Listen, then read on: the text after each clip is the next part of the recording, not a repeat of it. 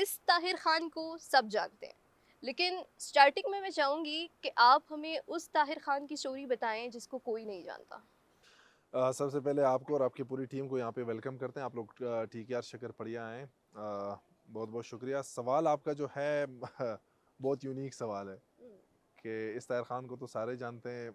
वो वाला ताहिर खान जो कोई नहीं जानता हूँ, मेरे दो तीन दोस्त हैं वो बहुत अच्छी तरीके से जानते हैं। अच्छा। वो शायद मैं उस तरीके से एक्सप्लेन ना कर पाऊँ, लेकिन बचपन से ही मुझे खुशी पसंद है। गम तकलीफ में किसी को देख नहीं सकता।